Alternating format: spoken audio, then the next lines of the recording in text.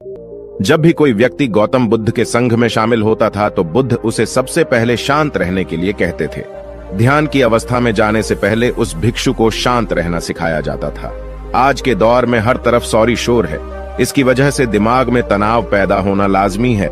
ऐसे में अगर आप हर रोज कुछ देर मौन रहने का अभ्यास करते हैं तो इससे आपके तनाव पैदा होने वाले हार्मोन के लेवल में कमी आती है। इससे आपका दिमाग शांत होता है, गुस्सा नियंत्रित रहता है और तनाव बढ़ाने वाले हार्मोन्स का लेवल घटता है। आज के इस वीडियो में हम जानेंगे कि किन मौकों पर हमें शांत रहना है और किन मौकों पर हमें बोलना है और शांत रहने से हमारे अंदर क्या बदलाव आ सकता है। दोस्तों, संध्या काल का समय था। गुरु अपने सभी शिष्यों को बुलाते हैं और कहते हैं, कल सुबह सब लोग नदी में स्नान करने के बाद तुरंत हमारी कुटिया के सामने उपस्थित हो जाना। सभी इसी से हैरान रह जाते हैं कि हम लोगों ने कुछ गलती की है क्या, लेकिन गुस्से से यह कहते हैं कि हो सकता है कि गुरुजी कल सुबह कुछ अच्छी बात बताने वाले हैं। सब लोग रात को सही समय पर सो जाते हैं और सुबह उठकर सभी लोग नदी में स्नान करने के बाद वापस गुरुजी के सामने उपस्थित हो जाते हैं। गुरु कहते हैं, आज हम तुम सबको चुप रहने के फायदे के बारे में बताऊंगा।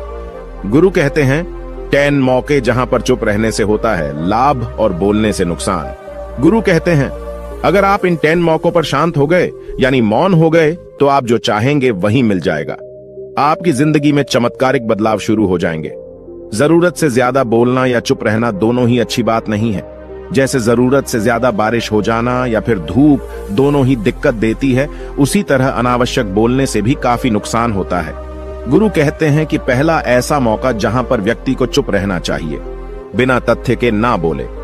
गुरु ने कहा, अगर आपके पास कोई तथ्य नहीं है तो वहां चुप रहने में ही भलाई है। चुप बैठने से दिमाग में नई कोशिकाओं का निर्माण होता है और इससे ज्ञान की वृद्धि होती है। बोलने में भलाई वही है जहां आपको किसी चीज के बारे में पूरा ज्ञान हो। अगर आप बिना तथ्य के कहीं बोलते हैं या फिर बेवजह बोलते हैं तो आपका वहां मजाक भी बन सकता है। अगर आपके पास पर्याप्त जानकारी नहीं है, ऐसी जगह पर बोलने से आपका मजाक तो बनी रहेगी, साथ ही साथ लोगों का भरोसा भी आपसे उठने लगेगा। इसलिए ऐसी जगह पर शांत रहो जहां तुम्हें पता ना हो कि क्या बोलना है क्या नहीं। कई बार कुछ लोग ऐसे होते हैं जो हर जगह अपनी उपस्थिति बताने लगते हैं। उन्हें पता नहीं होता है कि हमें क्या बोलना है, लेकिन फिर भी बोलते जाते हैं और फिर बाद में दूसरे लोग उनके जाने के बाद उनका मजाक उड़ाते हैं। जब तक आपको उस तथ्य के बारे में अच्छा ज्ञान नहीं है, उसके बारे में पता नहीं है, तो वहां चुप रहना ही ज्यादा समझदारी है। गुरु ने कहा, दूसरा ऐसा मौका जहां पर व्यक्ति को चुप रहना चाहिए। शब्दों से न पहुंचे ठेस। अगर आपके शब्द किसी को मानसिक ठेस पहुंचा रहे हैं तो वहां चुप हो जाना चाहिए। कमजोर व्यक्ति के बारे में कुछ भी बोलकर आप महान नहीं बन सकते हैं। महान आप किसी कमजोर का साथ देने में बनेंगे।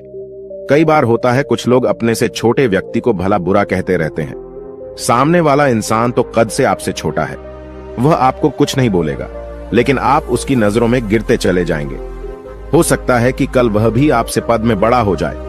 पद में आपसे जब वह बड़ा हो जाएगा तो आज जो रवैया आपका उसके साथ है, आने वाले समय में वह भी आपके साथ वही करेगा। आप किसी को नीचा दिखाकर बड़ा नहीं बन सकते हैं।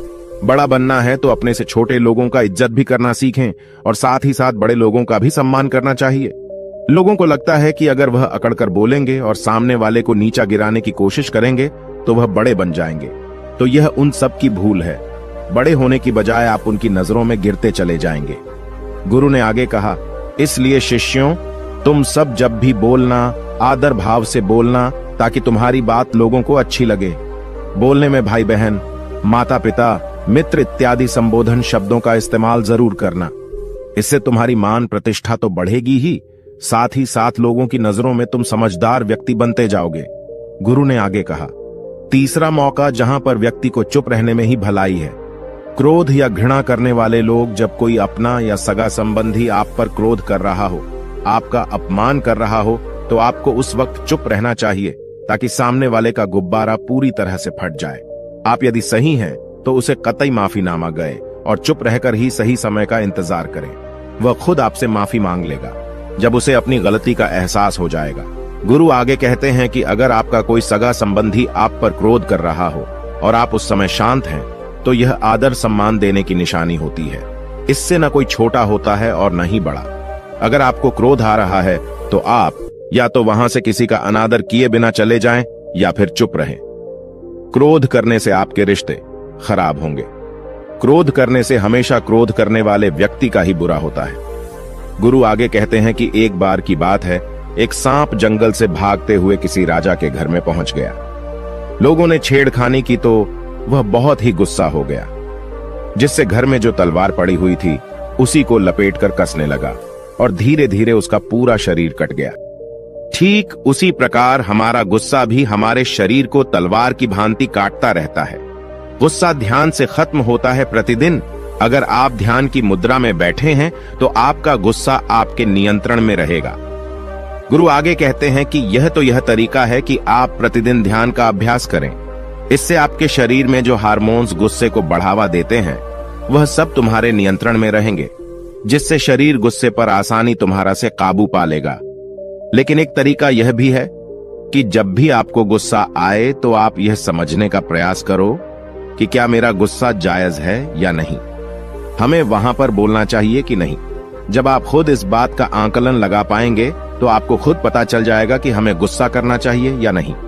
फिर भी आपको गुस्सा आ रहा है तो आप वहां से हटने का प्रयास करें, वहां से दूर चले जाएं। धीरे धीरे समय के साथ आपका दिमाग शांत हो जाएगा।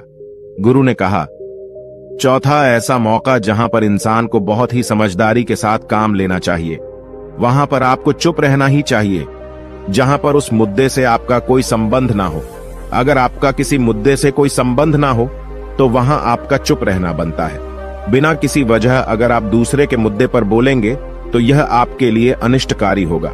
इसमें केवल और केवल आपका ही नुकसान है। जल्द ही आप किसी दो लोगों के बीच हो रहे विवाद में जल्दी अपनी टांग न डालें। अगर सामने वाला आपको बुला रहा है अपना झगड़ा शांत करवाने के लिए तो ही आप वहां पर जाएं। किसी की व्यक्तिगत जिंदगी में दखल अंदाजी नहीं देनी चाहिए जब तक कि वह व्यक्ति आपको नहीं बुलाता है। अपने झगड़े को शांत करवाने के लिए कुछ लोग फालतू में दूसरे के विवाद में कूद पड़ते हैं। इससे उनके मान सम्मान मर्यादा पर लोग उंगली उठाने लगते हैं।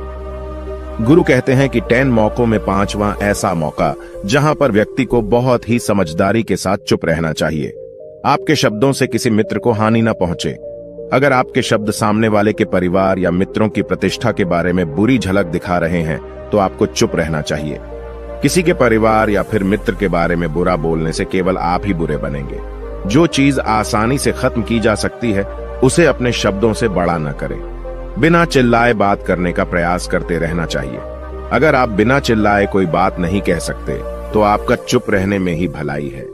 किसी पर चिल्लाने से आपके व्यवहार के बारे में पता चलता है। ज्यादा बोलने से चीजें हमेशा खराब ही होती हैं। कई बार कुछ रिश्ते ज्यादा तेज बोलने की वजह से टूट जाते हैं। इसलिए अपनी आवाज में मीठापन लाएं। आपके शब्दों से आपके दोस्त को हानि नहीं पहुंचनी चाहिए। कभी कभी दोस्तों के जब हम मजाक हैं तो रहे कि आपके शब्दों से किसी का अनादर ना हो।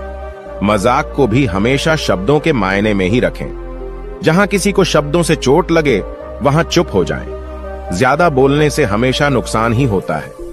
किसी और की प्रतिष्ठा को अपने शब्दों के माध्यम से उसे हानि नहीं पहुंचानी चाहिए। यदि आपके शब्दों से किसी और की प्रतिष्ठा को ठेस पहुंच रही है तो वहां आपको चुप हो जाना चाहिए। जब कोई व्यक्ति आपके सामने नहीं है तो आप उस व्यक्ति के बारे में बुरे शब्द किसी तीसरे व्यक्ति के सामने न बोलें। गुरु कहते हैं, छठा मौका जहां पर व्यक्ति को चुप रहना चाहिए, जब कोई कर रहा हो किसी की बुराई। जब कोई आदमी आपके सामने किसी तीसरे आदमी की बुराई कर रहा हो तब तुम्हें चुप रहकर बस सुनना चाहिए। अपनी राय व्यक्त नहीं करना चाहिए, क्योंकि जो आज आपके सामने किसी तीसरे की बुराई कर रहा है वह कल किसी और के सामने आपकी बुराई भी कर सकता है। यदि आपने कुछ कहा है तो नीति शास्त्र के अनुसार जो अपने मुंह को बंद रखता है और बुद्धि से काम करता है वही इंसान समझदार होता है। बिना जरूरत के बोलना, किसी के बारे में किसी के बीच में बोलना यह गलत बात है। कभी कभी हमारे लिए बुद्धिमानी इसी में होती है कि हमें अपना मुंह ऐसी जगह पर नहीं खोलना चाहिए। गुरु आगे कहते हैं कि 10 मौकों में 7वां ऐसा मौका जहां पर व्यक्ति को चुप रहना चाहिए, जब कोई नहीं समझे आपकी भावना। यदि आपको लग रहा है कि कोई व्यक्ति आपकी भावना, दुख या परेशानी को शब्दों में नहीं समझ रहा है, यदि आपको लग रहा है कि सामने वाला व्यक्ति आपकी भावना या दुख को या आपकी जो परेशानी है उसको वह समझ नहीं पा रहा है या समझने का प्रयास ही नहीं कर रहा है या वह आपको ध्यान से सुन ही नहीं पा रहा है, तो ऐसे व्यक्ति के सामने आप चुप ही रहें। क्योंकि ऐसे लोगों को आपकी भावना या दुख से कोई मतलब नहीं होता है। ऐसे लोगों को अपना राज बताकर आप पछताएंगे ही बाद में। इसलिए हर किसी को अपने मन की बात नहीं बतानी चाहिए। अगर आपको लग रहा है कि सामने वाला आपकी बात को नहीं समझ पा रहा है, आपकी भावनाओं को नहीं समझ पा रहा है, तो वहां पर आपको नहीं बोलना चाहिए, क्योंकि आज में आपका मजाक ही बन जाएगा जब आपको लगने लगे कि सामने वाला आपकी भावनाओं को ठीक तरीके से समझ रहा है। आप जो कह रहे हैं वह ठीक से सुन रहा है, तभी आप उसे अपनी बात कहें। गुरु कहते हैं कि 8वां मौका जहां पर आपको चुप रहना चाहिए, जब कोई इंसान अपना दुख व्यक्त करे। यदि कोई इंसान अपने दुख या परेशानी को आपको बता रहा है, तो इसका मतलब यह है कि वह आपको अपना समझ रहा है। ऐसे में तुरंत ही उसे समाधान बताने के बजाय चुप रहकर उसके दुख या समस्या को सुने। उसके दुख या समस्या को किसी और को न बताएं। वह इसलिए नहीं बता रहा है कि उसकी समस्याओं का समाधान कर देंगे, बल्कि वह इसलिए भी बता रहा है कि सामने वाला उसकी बात को समझ रहा है। कई बार बताने से दुख कम हो जाते हैं। आपको अपना दुख इसलिए बता रहा होगा कि उसे लग रहा है कि आप उसकी बात को समझ रहे हैं। दुख बांटने से कम हो जाता है। इसलिए जब कोई व्यक्ति अपना दुख आपसे व्यक्त करे, तो आप चुप मारकर उसकी बात को बहुत ही ध्यान से सुने, ताकि उसके दुख कम हो जाएं। उसके मन का बोझ हल्का हो जाए, क्योंकि उसके मन में जो भी बातें थीं वह आपको सब बता दिया। गुरु आगे कहते हैं कि 10 जगहों में 9 ही ऐसी जगह जहां पर आपको चुप रहना चाहिए। जहां पर दुष्ट प्रकृति के लोग रह रहे हों और गाली गलौज कर रहे हों, तो आप वहां पर मत जाइए। ऐसी जगहों से आप चुपचाप निकल जाएं, अर्थात अपनी प्रतिक्रिया दिए बिना आप वहां से चले जाएं, क्योंकि जिसकी जुबान खराब होती है, जो दुष्ट प्रकृति के लोग होते हैं, उनको आप ऐसे समय में नहीं समझा सकते हैं। जब उनका दिमाग पूरी तरह से शांत हो जाए, तभी वह आपकी बात सुनेंगे। इसलिए जहां पर दुष्ट प्रकृति के लोगों आपकी बात को न मानते हों और न ही सुनते हों, तो आपको वहां पर नहीं बोलना चाहिए। गुरु कहते हैं कि 10 माह ऐसा मौका जहां पर आपको शांत हो जाना चाहिए। अपनी सफलता का राज हर किसी को न बताएं। कई बार होता है कि कुछ लोग जो सफलता को बहुत ही जल्दी अर्जित कर लेते हैं, वे हर जगह अपनी सफलता का ढिंढोरा पीटने लगते हैं। ऐसे में क्या होता है कि कई लोग आपकी सफलता से खुश नहीं होते हैं। अगर आप अपनी सफलता का जबरदस्ती लोगों में ढिंढोरा पिटवा रहे हैं, तो लोगों की नकारात्मक ऊर्जा आपको प्रभावित कर सकती है। जब आप सफल होंगे तो सबको पता चल जाएगा कि आप सफल हो गए हैं। ढिंढोरा पीटने से नुकसान आपका ही होगा। इतना कहकर गुरु ने कहा, शिष्यों, आज के लिए बस इतना ही। अगर तुम सब मेरी इन 10 बातों को अपने जीवन में अपना लेते हो, तो तुम सब काफी हद तक परेशानियों से बचे रहोगे। यहाँ से जाने के बाद मेरी यह बातें आपके जीवन किसी वरदान से कम साबित नहीं होंगी। दोस्तों, मुझे उम्मीद है इस वीडियो से आपको बहुत कुछ सीखने को मिला होगा। अगर आप नए हो तो हमसे जुड़ने के लिए इस चैनल को सब्सक्राइब करना मत भूलिएगा।